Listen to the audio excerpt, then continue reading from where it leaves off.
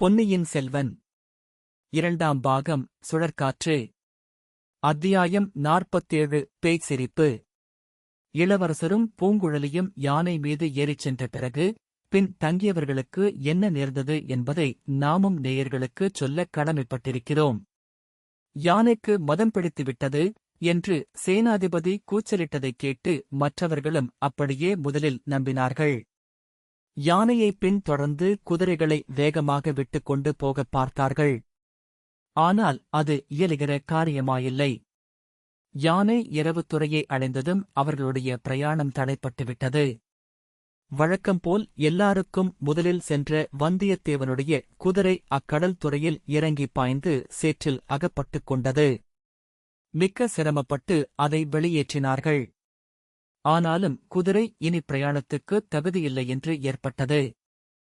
சேனாதிபதி பூதிவிக்கிரமகேசரி என்னது செய்வதென்று தெரியாமல் தலையில் அடித்துக் கொண்டார். என் வாழ்க்கையில் இம்மாதிரி தவறு செய்ததில்லை. எல்லாரும் சும்மா நிற்கிறீர்களே, என்ன செய்யலாம்? இளவரசரை எப்படிக் காப்பாற்றலாம்? யாருக்காவது யோசனை தோன்றினால் சொல்லுங்கள் என்றார். அப்போது ஆழ்வார்க்கடியான் முன் வந்து, சேனாதிபதி, எனக்கு ஒன்று தோன்றுகிறது, சொல்லட்டுமா என்றான். சொல்வதற்கு நல்ல வேளை பார்த்துக் கொண்டிருக்கிறாயா? சீக்கிரம் சொல் என்றார் சேனாதிபதி. இளவரசர் சென்ற யானைக்கு உண்மையில் மதம் பிடிக்கவில்லை. என்ன உளறுகிறாய்? பின்னே யாருக்கு மதம் பிடித்தது? உனக்கா? ஒருவருக்கும் மதம் பிடிக்கவில்லை. தாங்கள் வேண்டுமென்று பிரயாணத்தை தாமதப்படுத்துகிறீர்கள் என்ற சந்தேகம் இளவரசருக்கு உண்டாகிவிட்டது. அதனால் நம்மை விட்டு பிரிந்து போவதற்காக யானையை அப்படி தூண்டிவிட்டு வேகமாய்ப் போய்விட்டார். யானையை பழக்கும் வித்தையின் சகல இரகசியங்களையும் அறிந்தவர் இளவரசர் என்பதுதான் நம் எல்லாருக்கும் தெரியுமே. இது உண்மையாயிருக்கும் என்று சேனாதிபதிக்கும் பட்டது. அவர் உள்ளம் நிம்மதியடைந்தது. சரி, அப்படியே இருக்கட்டும். ஆனால் நாம் தொண்டைமானாற்றின் முகத்துவாரத்துக்குப் போய் சேர வேண்டும் அல்லவா? அங்கே நடப்பது என்ன என்றாவது தெரிந்து கொள்ள வேண்டும் அல்லவா? போக வேண்டியதுதான். கடற்கரையின் ஓரமாகச் சென்று எங்கேயாவது படகு கிடைத்தால் அதில் ஏறிக்கொண்டுதான் கடந்தாக வேண்டும், அல்லது பார்த்திபேந்திர பல்லவரின் கப்பல் வரும் வரையில் காத்திருக்கலாம். வைஷ்ணவரே, நீர் பொல்லாதவர். இளவரசரிடம் இப்படி ஏதாவது சொல்லிவிட்டீர் போலிருக்கிறது. சேனாதிபதி, இந்த பிரயாணம் கிளம்பியதிலிருந்து நான் இளவரசருடன் பேசவே இல்லை. இதன் பிறகு அவர்கள் அந்த கடற்கரையின் ஓரமாக கிழக்கு நோக்கிச் சென்றார்கள். நேயர்கள் இலங்கை தீவின் வடபகுதியின் இயல்பு எத்தகையது என ஒருவாறு அறிந்திருக்கலாம். இலங்கையின் வடக்கு முனை பகுதிக்கு அந்நாளில் நாகத்வீபம் என்று பெயர் வழங்கியது. அந்தப் பகுதியையும் இலங்கையின் மற்ற பெரும் பகுதியையும் இரு புறத்திலிருந்தும் கடல் உட்புகுந்து பிரித்தது. ஒரு பகுதியிலிருந்து இன்னொரு பகுதிக்குச் செல்லும்படியாக கடற்கழி மிகக் குறுகியிருந்த இடத்துக்கு யானை இரவுத்துறை என்று பெயர். சில சமயம் இத்துறையில் தண்ணீர் குறைவாயிருக்கும். அப்போது சுலபமாக இறங்கிக் கடந்து செல்லலாம். மற்றச் சமயங்களில் அதைக் கடப்பது எளிதன்று. படகுகளிலேதான் கடக்க வேண்டும். யானை மந்தைகள் இந்த இடத்தில் கடலில் இறங்கி கடந்து செல்வது வழக்கமான படியால் யானை இரவு என்ற பெயர் வந்தது. முற்காலத்தில் இவ்விடத்தில் யானைகளை கப்பலில் ஏற்றி வெளிநாடுகளுக்கு அனுப்பியதாகவும் சொல்லப்படுகிறது. அந்தச் சமயத்தில் இலங்கை கடற்கரையோரமாக இருந்த படகுகள் எல்லாம் பெரும்பாலும் மாதோட்டத்துக்கும் திரிகோண மலைக்கும் சென்றிருந்தன. என்றாலும் தப்பித் தவறி எங்கேயாவது ஒன்றிரண்டு படகுகள் இருக்கலாம் என்று எண்ணிச் சேனாதிபதி முதலியவர்கள் பார்த்துக் கொண்டே சென்றார்கள். கடைசியாக மீன்பிடிக்கும் வலையனுடைய சிறிய படகு ஒன்று சிக்கியது. அதில் படகோட்டி ஒருவனே இருந்தான். கேட்கிறவர் சோழ நாட்டுச் சேனாதிபதி என்று தெரிந்து கொண்டு சம்மதித்தான். படகில் ஏறிக் கடல் கால்வாயைக் கடந்தார்கள். ஆனால் பிறகு எப்படி தொண்டைமானாற்றின் முகத்துவாரத்தை அடைவது? காட்டு வழியில் நடந்து போய்ச் சேர்வது சுலபமன்று. அதிக நேரமும் ஆகும். ஆகையால் அதே படகை உபயோகித்து கீழே கடற்கரையோரமாகவே சென்று தொண்டைமானாற்றின் சங்கமத்தை அடைவதென்று தீர்மானித்தார்கள். நள்ளிரவு வரையில் படகுக்காரன் கடலோரமாக படகு விட்டுக் கொண்டு சென்றான். அதற்குப் பிறகு அவன் களைத்துவிட்டான். மற்றவர்கள் உதவி செய்வதாகச் சொல்லியும் பயனில்லை. இனி அடிக்கடி திசை திரும்ப வேண்டும். மூலை முடுக்குகளும் கற்பாறைகளும் அதிகம். பாறையில் மோதினால் படகு உடைந்து சுக்குநூறாகிவிடும். இனி பொழுது விழுந்துதான் படகு செலுத்த முடியும் என்றான். சேனாதிபதி முதலியவர்களும் களைப்படைந்து போயிருந்தார்கள். ஆகையால் கரையில் இறங்கித் தோப்பு ஒன்றில் படுத்தார்கள். வந்தியத்தேவனுக்கு இது ஒன்றும் பிடிக்கவில்லை. அவன் ஆழ்வார்க்கடியானோடு சண்டை பிடித்தான். எல்லாம் உன்னாலே வந்தவினை என்றான். என்னால் என்ன இப்போது வந்தது என்று ஆழ்வார்க்கடியான் கேட்டான். நீ ஒன்றையும் மனம் விட்டுச் சொல்வதில்லை. கடம்போரிலிருந்து நானும் பார்த்துக் கொண்டுதான் வருகிறேன். கொஞ்சம் சொல்வது போல் சொல்கிறாய், வாதிச் செய்தியை இரகசியமாய் வைத்துக் கொள்கிறாய். இளவரசர் யானை மேல் ஏறியதன் நோக்கம் உனக்குத் தெரிந்திருக்கிறதே. அதை என்னிடம் முன்னமே சொல்லியிருந்தால் நானும் அந்த யானையின் மேல் ஏறியிருப்பேன் அல்லவா? இவ்வளவு கஷ்டப்பட்டு தேடிப் பிடித்த இளவரசரை இப்போது கை நழுவவிட்டு விட்டோமே. பழையாறைக்குப் போய் இளைய பிராட்டியிடம் என்ன சொல்வது என்றான் வந்தியத்தேவன். ஓலையைக் கொடுத்ததும் உன் கடமை தீர்ந்துவிட்டது. இன்னும் என்ன என்றான் ஆழ்வார்க்கடியான். அதுதான் இல்லை, இளவரசரை இளைய பிராட்டியிடம் கொண்டு போய் சேர்த்த பிறகுதான் என்னுடைய கடமை தீர்ந்ததாகும். நீயே அதற்குக் குறுக்கே நிற்பாய் போலிருக்கிறதே. இல்லை அப்பா, இல்லை. நான் குறுக்கே நிற்கவில்லை. நாளைக்கே நான் சேனாதிபதியிடம் விடை பெற்றுக் கொண்டு என் வழியே போகிறேன். உன் காரியம் முடிந்துவிட்டது. இளவரசரை பிடித்து கொடுத்தாகிவிட்டது என்று போகப் பார்க்கிறாயாக்கும். உன் பேரில் எனக்கு எப்போதுமே கொஞ்சம் சந்தேகமிருந்தது. இப்போது அது உறுதியாகிறது. இவ்விதம் அவர்கள் சிறிது நேரம் சண்டை பிடித்துக் கொண்டிருந்த பிறகு தூங்கிப் போனார்கள். நன்றாக களைத்திருந்த படியால் அடித்துப் போட்டவர்களைப் போல் தூங்கினார்கள். பலபலவென்று பொழுது விடியும் சமயத்தில் படகு வலிக்கும் சத்தம் கேட்டு ஆழ்வார்க்கடியான் முதலில் விழித்துக் கொண்டான். அவன் எதிரே தோன்றிய காட்சி அவனை திடுக்கிடச் செய்தது. கடலில் கொஞ்ச தூரத்துக்கப்பால் பாய் மரம் விரித்த மரக்கலம் ஒன்று நின்று கொண்டிருந்தது. அது பயணப்படுவதற்கு ஆயத்தமாக நின்றதாக நன்கு தெரிந்தது. அந்த மரக்கலத்தை நோக்கி கரையிலிருந்து ஒரு படகு போய்க் கொண்டிருந்தது. அதில் படகுக்காரனைத் தவிர 3 பேர் இருந்தார்கள். அந்தப் படகு முதல் நாள் மாலை தங்களை ஏற்றி வந்த படகுதான் என்று தெரிந்து கொள்ள ஆழ்வார்க்கடியானுக்கு அதிக நேரம் பிடிக்கவில்லை. அந்த மரக்கலம் எங்கிருந்து திடீரென்று கிளம்பிற்று என்பதையும் அவன் விரைவிலே ஊகித்துக் கொண்டான். அவர்கள் படுத்திருந்த இடத்துக்குப் பக்கத்தில் கடல் பூமிக்குள் குடைந்து சென்றிருந்தது. மரங்கள் அந்த இடத்தை ஓரளவு மறைந்திருந்தன. அந்தக் குடாவிலேதான் அம்மரக்கலம் நின்றிருக்க வேண்டும். பொழுது விடிந்ததும் புறப்பட்டிருக்க வேண்டும். அந்த மரக்கலம் யாருடையது? எங்கிருந்து வந்தது? எங்கே போவது? படகு எதற்காக கப்பலை நோக்கிப் போகிறது? அதில் இருப்பவர்கள் யார்? இவ்வளவு கேள்விகளும் ஆழ்வார்க்கடியானுடைய மனத்தில் மின்னலைப் போல் தோன்றி மறைந்தன.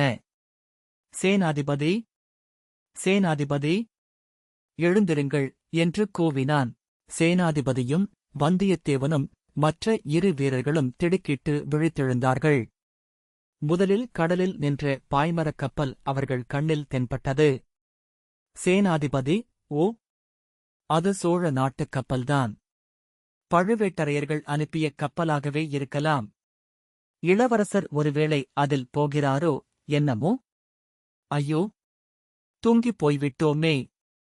என்ன பிசகு செய்தோம் என்றார். பிறகு படகு எங்கே?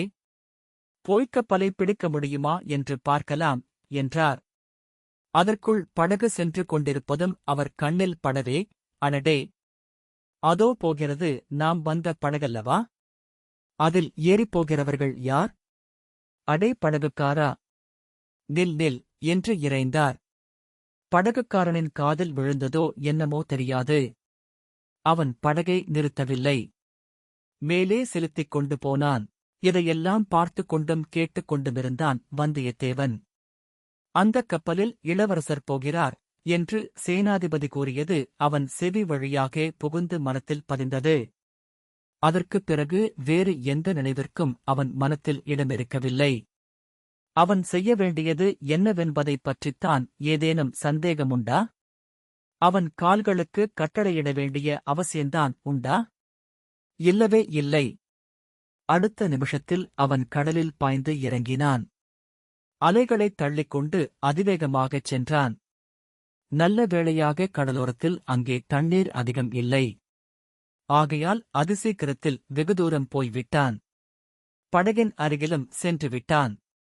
தண்ணீரின் ஆழம் திடீரென்று அதிகமாகிவிட்டது. தத்தளிக்கும் நிலைமை ஏற்பட்டது. ஐயோ! நான் முழுகிச் சாகப் போகிறேன். என்னைக் காப்பாற்றுங்கள் என்று கத்தினான். படகில் யாரோ சிரிக்கும் சத்தம் கேட்டது. பிறகு சிலர் பேசும் குரல்கள் கேட்டன. படகு நின்றது. படகுக்காரன் குனிந்து கை கொடுத்தான். வந்தியத்தேவன் படகில் ஏறி உட்கார்ந்தான். படகு மேலே சென்றது. படகில் இருந்தவர்களை வந்தியத்தேவன் ஆராய்ந்து பார்த்தான். ஒருவன் தமிழ்நாட்டானே அல்ல, அரபு நாட்டான் போல காணப்பட்டான். அவன் எப்படி இங்கு வந்தான் என்ற வியப்புடன் மற்ற இருவரையும் பார்த்தான். அவர்கள் முகத்தில் பாதியை மறைத்து முண்டாசு கட்டிக் கொண்டிருந்தார்கள். ஆனாலும் தமிழ்நாட்டவர்கள் என்று தெரிந்தது. அது மட்டுமன்று, பார்த்த முகங்களாகவும் காணப்பட்டன. எங்கே எங்கே பார்த்தோம் இவர்களை? நினைவு வருகிறது. பார்த்திபேந்திர பல்லவனுடைய தம்பளையிலிருந்து திரும்பி வந்தவர்கள் அல்லவா இவர்கள்? ஆழ்வார்க்கடியான் இவர்களைத் தானே இளவரசரைக் கொல்ல வந்தவர்கள் என்று சொன்னான். ஓகோ! இவர்களில் ஒருவனை வேறொரு இடத்தில் கூட பார்த்திருக்கிறோமே. மந்திரவாதி ரவிதாசன் அல்லவா இவன்? ஆந்தை கத்துவது போல் கத்திவிட்டு பழுவூர் ராணியைப் பார்க்க வந்தான் அல்லவா இவன்? சரி சரி, இளவரசர் கப்பலில் இருப்பது தெரிந்துதான் இவர்கள் அதில் ஏறிக்கொள்ளப் போகிறார்கள். ஆகா! இளவரசர் போகும் வழியில் இது ஓர் அபாயமா? நாம் அவசரமாய் ஓடி வந்து இந்த படகைப் பிடித்து ஏறியது எவ்வளவு நல்லதாய்ப் போயிற்று. படகு போய்க் கொண்டிருந்தது. மரக்கலத்தை நெருங்கிக் கொண்டிருந்தது. படகில் இருந்தவர்கள் மௌனம் சாதித்தார்கள். வந்தியத்தேவனால் மௌனத்தைப் பொறுக்க முடியவில்லை. பேச்சு கொடுத்து பார்க்க விரும்பினான். நீங்கள் எங்கே போகிறீர்கள் என்று கேட்டான். தெரியவில்லையா? அதோ நிற்கும் கப்பலுக்குப் போகிறோம் என்றான் மந்திரவாதி. பாதி மூடியிருந்த வாயினால் அவன் பேசிய குரல் பேயின் குரலைப் போலிருந்தது. கப்பல் எங்கே போகிறது என்று வந்தியத்தேவன் கேட்டான். அது கப்பலுக்குப் போன பிறகு தெரிய வேண்டும் என்றான் ரவிதாசன். மறுபடியும் படகில் மௌனம் குடிகொண்டது. வெளியில் கடலின் ஓங்கார நாதம் சூழ்ந்தது. இப்போது மந்திரவாதி ரவிதாசன் மௌனத்தைக் கலைத்தான். நீ எங்கே அப்பா போகிறாய் என்று கேட்டான். நானும் கப்பலுக்குத்தான் போகிறேன் என்றான் வந்தியத்தேவன். கப்பலுக்குப் போய் பிறகு எங்கே போவாய்? அது கப்பலில் ஏறிய பிறகுதான் தெரிய வேண்டும் என்று பாடத்தை திருப்பிப் படித்தான் வந்தியத்தேவன். படகு கப்பல் அருகில் சென்றது. மேலே இருந்து ஓர் ஏணி கீழே இறங்கியது. அதில் ஒவ்வொருவராக ஏறிச் சென்றார்கள். ஏணி மேலே போவதற்குள் வந்தியத்தேவன் அதில் தொத்திக் கொண்டான். கப்பலின் மேல் தளத்தில் ஏதோ பேச்சு நடந்தது. அவனுக்கு புரியாத பாஷையாகத் தொனித்தது. வந்தியத்தேவன் இன்னும் துரிதமாக ஏணியின் மீது ஏறிக் கப்பலின் தளத்தில் குதித்தான். குதித்த உடனே, எங்கே இளவரசர் என்று இரைந்து கொண்டு சுற்றுமுற்றும் பார்த்தான். சுற்றிலும் அவன் பார்த்த காட்சி அவனுடைய இரும்பு நெஞ்சத்தையும் சிறிது கலக்கிவிட்டது. அவனைச் சுற்றிலும் பயங்கர ரூபமுள்ள அரபு நாட்டு மனிதர்கள் நின்றார்கள். ஒவ்வொருவனும் ஒரு ராட்சதனைப் போல் தோன்றினான். எல்லாரும் அவனை வெறித்து பார்த்துக் கொண்டு நின்றார்கள். அவனுடைய கேள்விக்கு யாரும் பதில் சொல்லவில்லை. ஏதோ பெரிய தவறு செய்துவிட்டோம் என்ற உணர்ச்சி வந்தியத்தேவன் உள்ளத்தில் உதித்தது. இது சோழ நாட்டுக் கப்பல் அல்ல, இருக்க முடியாது. இதில் உள்ளவர்கள் தமிழ் மாலுமிகள் அல்ல, பெரிய பெரிய குதிரைகளை விற்பதற்காக கொண்டு வரும் அரபு நாட்டு மனிதர்கள். இந்தக் கப்பலில் இளவரசர் இருப்பது இயலாத காரியம். அவசரப்பட்டு வந்து ஏறிவிட்டோ தப்பிச் செல்வது எப்படி? கடல் ஓரத்தில் நின்று குனிந்து பார்த்தான். படகு போய்க் கொண்டிருந்தது. படகுக்காரா, நிறுத்து என்று கூவிக்கொண்டு கடலில் குதிக்கப் போனான். அச்சமயம் ஒரு வஜ்ரத்தை நிகர்த்த கை பின்னாலிருந்து அவனுடைய குரல் வளையைப் பிடித்து ஓர் இழுப்பு, ஒரு தள்ளு. வந்தியத்தேவன் கப்பல் தடத்தில் மத்தியில் வந்து விழுந்தான். அவனுக்கு உக்கிர ஆவேசம் வந்துவிட்டது. குதித்து எழுந்து அவனைத் தள்ளியவரது முகவாய்க்கட்டையில் ஓங்கி ஒரு குத்துவிட்டான். அந்த 6 அடி உயரமுள்ள அராபியன் தனக்குப் பின்னால் நின்றவனையும் தள்ளிக்கொண்டு படார் என்று விழுந்தான். வந்தியத்தேவனுக்குப் பின்னால் பயங்கரமான உருமல் சத்தம் கேட்டது. நல்ல சமயத்தில் திரும்பிப் பார்த்தான். இல்லாவிட்டால் அவன் முதுகில் கத்தி பாய்ந்திருக்கும். திரும்பிய வேகத்தோடு கத்தியைத் தட்டிவிட்டான்.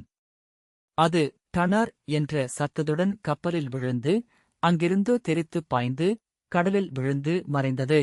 மறுகணம் வந்தியத்தேவன் நாலாபுறத்திலிருந்தும் பலர் வந்து பிடித்தார்கள். பிடித்தவர்கள் புரியாத பாஷையில் ஏதேதோ பேசிக் கொண்டார்கள். அவர்களுடைய தலைவன் அதிகாரக் குரலில் கட்டளையிட்டான். உடனே மணிக்கயிறு கொண்டு வந்து வந்தியத்தேவனுடைய கால்களையும் கைகளையும் கட்டினார்கள். கைகளை உடம்போடு சேர்த்து பிணைத்தார்கள். பின்னர் 4 பேராக அவனைத் தூக்கிக் கொண்டு கீழ்த்தளத்துக்குப் போனார்கள். போகும்போதெல்லாம் உதைத்து திமிரி விடுவித்துக் கொள்ள வந்தியத்தேவன் முயன்றான். அந்த முயற்சி பலிக்கவில்லை. கப்பலின் அடித்தளத்தில் கொண்டு போய் அங்கே அடுக்கியிருந்த மரக்கட்டைகளின் மீது அவனைப் படார் என்று போட்டார்கள். அந்தக் கட்டைகளில் ஒன்றோடு சேர்த்து கட்டிவிட்டு மேலே சென்றார்கள். கப்பல் அப்படியும் இப்படியும் அசைந்து ஆடிற்று. கப்பல் தன் பிரயாணத்தைத் தொடங்கிவிட்டது என்று வந்தியத்தேவன் அறிந்தான். கப்பல் ஆடியபோது மரக்கட்டைகள் அவன் மீது உருண்டு விழுந்தன. அவற்றை விலக்கிக் கொள்ள முடியாமல் அவனுடைய கைகள் கட்டப்பட்டிருந்தன. இந்த முறை மட்டும் தப்பிப் பிழைத்தால் இனி அவசரப்பட்டு எந்தக் காரியமும் செய்வதில்லை. ஆழ்வார்க்கடியானைப் போல் ஆழ்ந்து யோசித்த பிறகே செய்ய வேண்டும் என்று வந்தியத்தேவன் மனத்தில் எண்ணிக்கொண்டான். அச்சமயம் பேய் சிரிப்பது போன்ற சிரிப்புச் சத்தம் அருகில் கேட்டது. வந்தியத்தேவன் மிகச் சிரமத்துடன் சற்று முகத்தைத் திருப்பிப் பார்த்தான். அங்கே மந்திரவாதி ரவிதாசன் நின்று கொண்டிருப்பதைக் கண்டான். இதுவரை மந்திரவாதியின் முகத்தில் பாதியை மறைத்துக் கொண்டிருந்த துணி இப்போது நீக்கப்பட்டிருந்தது. அப்பனே, அந்தச் சோழர் குலத்து புலியைத் தேடிக் கொண்டு வந்தேன். புலி அகப்படவில்லை. ஆனால் வாணர் குலத்து நரியாகிய நீ அகப்பட்டுக் கொண்டாய். அந்த வரைக்கும் அதிர்ஷ்டந்தான் என்றான். மேற்கூறிய நிகழ்ச்சிகளில் வந்தியத்தேவன் படகில் ஏறிச் சென்ற வரையில்தான் இருந்தவர்கள் பார்த்தார்கள்.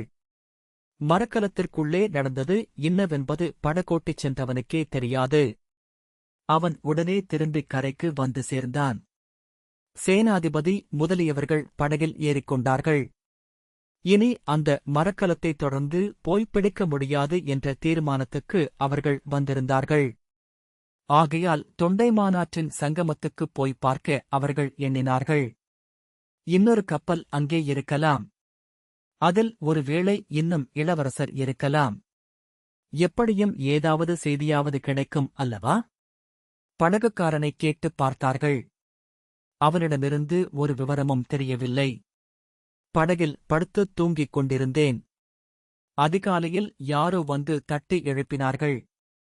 கப்பலில் கொண்டு விட்டால் நிறைய பணம் தருவதாகச் சொன்னார்கள். நீங்கள் விழித்தெழுவதற்குள் திரும்பி வந்துவிடலாம் என்று போனேன். வேறொன்றும் தெரியாது என்றான். மேலே கண்ட வரலாறுகளில் ஆழ்வார்க்கடியான்தான் அறிந்த வரையில் ஒன்று விடாமல் இளவரசரிடம் கூறினான்.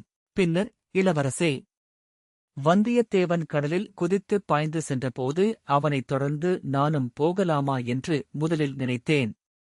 ஆனால் எனக்கு கடல் என்றால் எப்போதுமே சிறிது தயக்கம் உண்டு. நன்றாக எனக்கு நீந்தத் தெரியாது. அத்துடன் அதோ போகிறதே அந்தக் கப்பலைப் பற்றியும் எனக்கு சிறிது சந்தேகம் ஏற்பட்டது. அதில் தாங்கள் ஏறிப்போவது சாத்தியமில்லை என்று தோன்றியது. இன்னும் அந்தக் கப்பல் சோழ நாட்டுக் கப்பலாயிருக்க முடியுமா என்ற ஐயமும் உண்டாயிற்று. இதைப் பற்றி சேனாதிபதியிடமும் கூறினேன். இருவரும் இங்கே வந்து பார்த்து முடிவு செய்வது என்று தீர்மானித்துக் கொண்டு வந்தோம். தங்களைப் பார்த்த பிறகுதான் எங்கள் மனம் நிம்மதியடைந்தது என்றான். ஆழ்வார்க்கடியான் கூறியதையெல்லாம் கவனமாக கேட்டுக் கொண்டு வந்து அருள்மொழிவர்மர், ஆனால் என் மனத்தில் நிம்மதி இல்லை, திருமலை. வந்தியத்தேவன் அந்தக் கப்பலில் போகிறான். அவனை பழுவேட்டரையர்கள் பிடித்து பாதாளச் சிறையில் தள்ளிவிடுவார்கள் என்றார். அப்போது சேனாதிபதி, இளவரசே, அந்தக் கொடியவர்களின் அதிகாரத்தை எதற்காக பொறுத்திருக்க வேண்டும்? தாங்கள் மட்டும் சம்மதம் கொடுங்கள். அடுத்த பௌர்ணமிக்குள் பழுவேட்டரையர்களின் அதிகாரத்தை தீர்த்துக் கட்டி அந்த பாதாளச் சிறையில் அவர்களையே அழைத்துவிட்டு மறுகாரியம் பார்க்கிறேன் என்றார். ஐயா, என் தந்தையின் விருப்பத்துக்கு விரோதமாக நான் அணுவளவும் நடந்து கொள்வேன் என்று தாங்கள் கனவிலும் எதிர்பார்க்க வேண்டாம் என்றார் இளவரசர். இந்தச் சமயத்தில் குதிரை ஒன்று வேகமாக வரும் சத்தம் கேட்டு எல்லாரும் திரும்பிப் பார்த்தார்கள். சற்றுத் தூரத்திலேயே அந்தக் குதிரை நின்றது. முகக்கயிறு, உட்கார ஆசனம் ஒன்றுமில்லாமல் அந்தக் குதிரை மேல் ஏறி வந்தவள் ஒரு ஸ்திரீ என்று அறிந்ததும் அனைவரும் வியப்படைந்தார்கள்.